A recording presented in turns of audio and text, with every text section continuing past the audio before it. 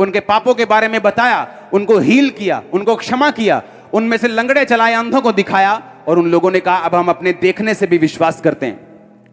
अब बात क्या थी? अगर आप लोग देखते हैं बाइबल में, आप देख रहे हैं कि ये औरत एक पापी औरत थी, लेकिन परमेश्वर को वो पापी औरत नहीं दिख रही थी। परमेश्वर को वो एक चाबी दिख रही थी सुसमाचार की, जो उसके पूरे गांव को बचाने वाली थी। आपको लगता है कि आज इस चर्च में आपका पड़ोसी आया है जो नशे करता है, शायद वो अब भी आपके पास शराब पी के बैठा हो चर्च में, शायद अभी भी सिगरेट पी के बैठा हो और आपको लगता है वो पापी है, लेकिन आपको नहीं लगता आने वाले टाइम में वो अपने गांव को बचाने वाला है, आने वाले टाइम में वो अपने नगर को बचाने वाला है, आने वाले टाइम में वो अपने देश को बचाने वाला है। आप जितने भी बड़े मर्जी पापी क्यों ना हो, आपने कितने भी बड़े गलत काम ना किए हों, बाइबल कहती है जब यीशु मसीह के साथ आपका सामना आमना होता है और यीशु मसीह अपनी पावर को आपको दिखाते हैं, बाइबल कहती है आप तौबा करते हैं, आप क्षमा मांगते हैं परमेश्वर से, लोग आपको देख सकते हैं कि नहीं इससे बात मत करना, ये हमारे मोहल्ले का नशेड़ी है, इससे बात मत करना, ये सिगरेट पीता है, इससे बात मत करना, ये बहुत बिगड़ा हुआ इंसान है। लेकिन यीशु मसीह उसे बिगड़ा हुए इंसान के रूप में नहीं, उसे एक चाबी के रूप में देखते हैं, उसे एक दरवाजे के रूप में देखते हैं, उसे उस रूप में देखते हैं कि ये वो जन है जो आने वाले टाइम में हजारों और लाखों को बचाने वाला है। अगर आज से 17 साल पहले आप मुझे देखते तो यीशु मसीह के लोगों को बुरा भला बोलते हुए, हाँ सब तरह के नशे करते हुए, गलत काम करते हुए, आप बोलते ये पापी इंसान है, ये बड़ा विरोधी इंसान है, ये जो हिंदू बैकग्राउंड से बंदा है ना, ये बड़ा खतरनाक है, इसके पास मत जाना।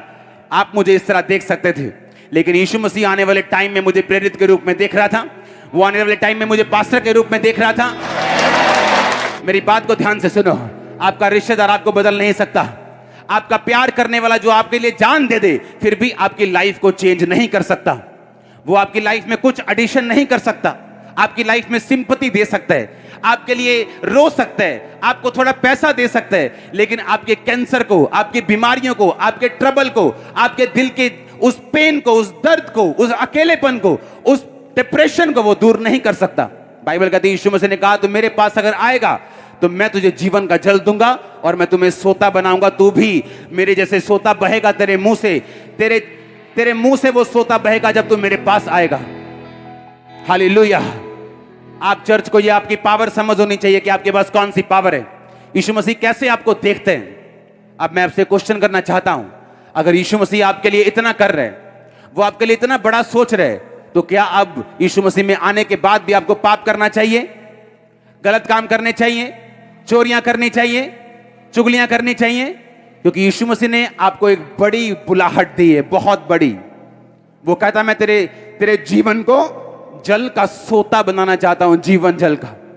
आप रिश्तेदार के पास बैठेंगे, आपके मुंह से जीवन जल का सोता बहेगा।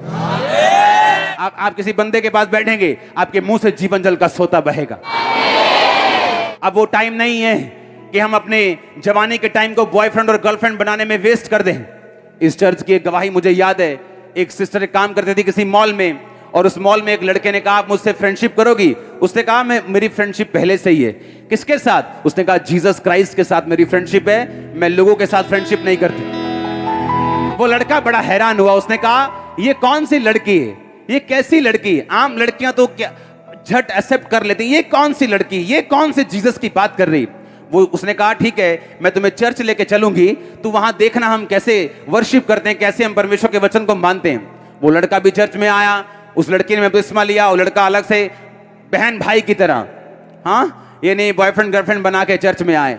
जब हमें यीशु मसीह के बारे में मालूम हो गया कि वो पापियों से प्यार करता है, तो क्या अब भी पाप करते रहें? हाँ, वो हमें मालूम हो गया कि पापियों को चुनता और ऊंचा करने के लिए आया, तो क्या अब भी हम पापियों की तरह उसी गटर में, उसी पाप में फंसे रहें? उसने कहा मैं तुम्हें जीवन जल का सोता दूंगा, क्या तू पीने के लिए तैयार है? हाँ, उसने कहा मैं तुम्हें जीवन जल का सोता दूंगा, वरन तो वो तेरे मुंह से तेरी जिंदगी एक सोता बन जाएगी, क्योंकि अभी वो तेरी जिंदगी सोता नहीं है। क्यों? क्योंकि अभी तू पाप में है, तू 6वां पति तू कर चुकी, तू पाप में है। लेकिन अगर तू मुझे कहे मैं तुम्हें जीवन जल का सोता दूंगा, मैं तेरे पापों को माफ कर दूंगा, जो तेरे रिश्तेदार नहीं कर पाए, समाज ने रिजेक्ट कर दिया। बताए क्यों? उन्हें मालूम था ये कैरेक्टरलेस औरत है। दोपहर को अकेली पानी भरने के लिए जाती थी, कोई उसका साथी नहीं था, कोई सहेली नहीं थी। समाज आपको कुछ नहीं दे सकता, रिश्तेदार कुछ नहीं दे सकते। वो झूठा अफसोस करन जाते ना लोग, चलो आओ कितने जाना अफसोस करे आइए, चलो जी अफसोस करन जा रहे, ओके हाँ भैन जी वो माड़ा होया, चलो जो रब ने। और इधर टाइम देख रहे हैं, दुकान बंद ही ना हो जाए सूटा ली। हाँ, क्योंकि उसके बाद सीधा कहां जाना है, सूटों की दुकान पे, क्योंकि अब आए तो हुए इतनी दूर, शॉपिंग करके जाते हैं, सूट भी ले जाओ, मधानियां भी ले जाओ, पतीले भी ले जाओ, रबड़ा भी ले जाओ, सारा कुछ ले जाओ। गलती इनकी नहीं है, दुनिया है ही ऐसी। तो जो सच्चा परमेश्वर है, जो कह रहा है अच्छा तू छोटा है मैं तुम्हें बड़ा कर दूंगा, अच्छा तू गरीब है मैं तेरे लिए आया हूं, तू कुचला हुआ है मैं तेरे लिए आया हूं, सुनो मेरी बात। वो कह रहा है मैं तुझे जीवन जल का सोता बना दूंगा, मैं तुझे आशीषित कर दूंगा, मैं तेरे भाइयों के मध्य में तेरा अभिषेक कर दूंगा, तेरा वंश पराक्रमी होगा, तेरा वंश बचाया जाएगा, मैं तुम्हें इतनी बरकत दूंगा रखने की जगह नहीं होगी। उसको हम बोलते हैं नहीं नहीं ये वाला नहीं चाहिए। वही रिश्तेदार चाहिए जो फेक है, जो नकली है, जो नकली अफसोस करने के लिए आते हैं। यहोवा परमेश्वर ने कहा ये लोगों को राजा चाहिए जैसे अन्य जातियों में राजा होते हैं। इन्होंने तुझको नहीं शमूएल मुझको निकम्मा समझा क्योंकि मैं इनका राजा था। आपको वो नहीं करना जो अन्य जातियां करती हैं, आपको वो नहीं करना जो अन्य लोग करते हैं, जो रीति रिवाज वो अपनाते हैं, जो सिस्टम वो अपनाते हैं। नहीं तो आप अभी आत्मा में नहीं। इसका मतलब ये नहीं कि अगर आप इनको फॉलो करेंगे आप यीशु मसीह आपको त्याग देगा, वो आपको त्यागेगा नहीं। और आपकी लाइफ की कुछ बरकतें ऐसी हैं जो बोलती हैं, जिस तरह अब्राहम का इसहाक बोलता था, एस्तर की कुर्सी बोलती थी, हाँ या ना? पता है क्यों? क्योंकि वो बरकतें जो बोलने वाली हों, जो आपके विरोधियों के मुंह पर चेपी लगा दें, टेप कर दें, वो बरकतें परफेक्शन में मिलती हैं। आपको वो हील कर देगा, डिलीवर कर देगा, बरकत दे देगा, केस से बाहर कर देगा। लेकिन कुछ ऐसी ब्लेसिंग्स हैं, कुछ ऐसी बरकतें हैं जो इतने हाई लेवल की हैं, जो इतनी बड़ी हैं, जो आपकी लाइफ में अगर आई, आपका विरोधी लाइफ टाइम आपके सामने मुंह नहीं खोल पाएगा। आपको मालूम कौन थी, कौन सी बरकतें? बाइबल कहती हन्ना और पनिन्ना। हन्ना की कोई संतान नहीं थी, उसके पास पैसा था कि नहीं था? बरकत थी, पैसा था, सब कुछ था, पर एक चीज मिस थी, वो था उसके संतान नहीं थी। अब उसे वो चीज चाहिए थी जो उसके विरोधियों का मुंह बंद कर दे। और वो उसे पता कब मिली? जब वो परफेक्शन में आई। कैसे? पहले रोती थी, हाय रब ने दा क्यों कीता, पति के साथ लड़ती थी, इमोशनल हो जाती थी, लेकिन इतने साल इमोशनल होने पर भी उसकी कोख नहीं खुली। एक दिन खुदा के घर जाके बोलती, प्रभु मैं मन्नत मांगती हूं, जो बेटा तू मुझे देगा मैं तेरी महिमा के लिए दे दूंगी। बाइबल कहती परमेश्वर के दास उसे देख रहा था, उसने कहा इधर आ, तू क्या बड़बड़ कर रही है, कौन सा नशा किया है? कहती नशा नहीं किया, मैं सताई हुई हूं, कुड़ाई हुई हूं। उसने कहा जा, इस्राएल का परमेश्वर यहोवा तुझे मन चाहा वरदान दे। बाइबल कहती वो कभी उदास नहीं रही। और बाइबल कहती अगले साल शमूएल उसकी लाइफ में आया। सुनो मेरी बात, ये वो बरकत थी जिसने उसके विरोधियों के मुंह को लाइफ टाइम के लिए बंद कर दिया था। आप जानते हैं आप क्रिश्चियन हैं, आपकी लाइफ में आपको एक ऐसी बरकत जरूर चाहिए होती है जो आपके विरोधियों का मुंह बंद कर दे हमेशा के लिए। आप महसूस करते हैं कि नहीं?